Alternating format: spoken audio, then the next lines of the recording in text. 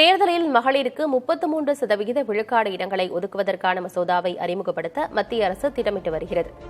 அதனால் எத்தனை இடங்கள் அதிகரிக்கும் என்பது குறித்த தகவல்களை பார்க்கலாம்.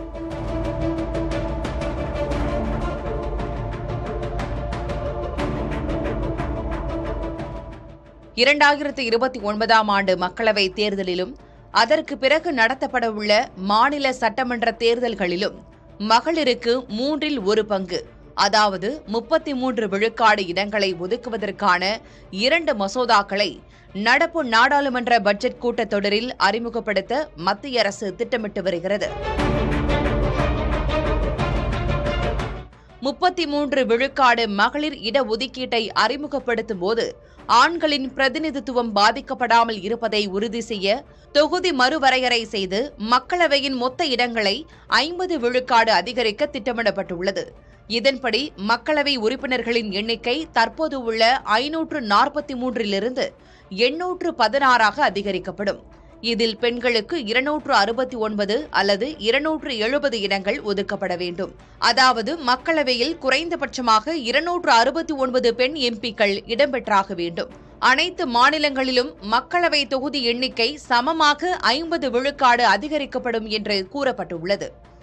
மக்கள் தொகை அடிப்படையில் தொகுதி மறுவரையறை செய்யப்படும் போது மக்கள் தொகையை கட்டுப்படுத்திய தென் மாநிலங்கள் பிரதிநிதித்துவம் குறையும் என்ற கவலை தவிர்க்கப்படும் என்று கூறப்படுகிறது.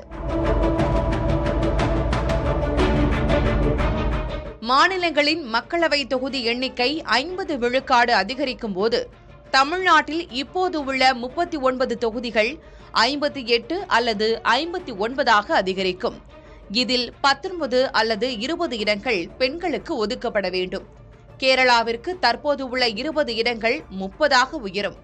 அதில் 10 இடங்கள் பெண்களுக்கு கிடைக்கும். அதேபோல் கர்நாடகாவின் மக்களவை இடங்கள் 28 42 ஆந்திராவின் இடங்கள் 25 38 தெலங்கானாவின் இடங்கள் 17 26 அதிகரிக்கும். இந்த மாநிலங்களுக்கு பெண்களுக்கு முறையே 14, 13 மற்றும் 9 இடங்கள் ஒதுக்கப்பட வேண்டும். நாட்டிலேயே மிக அதிக இடங்களை கொண்ட உத்தரப்பிரதேசத்தின் மக்களவை பிரதிநிதித்துவம் 80 120 உயரும். இதில் பெண்களுக்கு மட்டும் 40 இடங்கள் ஒதுக்கப்படும். மகாராஷ்டிராவின் இடங்கள் 48 72 உயரும். மகாராஷ்டிர பெண்கள் 24 பேர் மக்களவைக்கு சென்றாக வேண்டும்.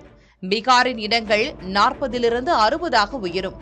பீகாரிலிருந்து 20 பெண்கள் மக்களவைக்கு தேர்ந்தெடுக்கப்பட வேண்டும்.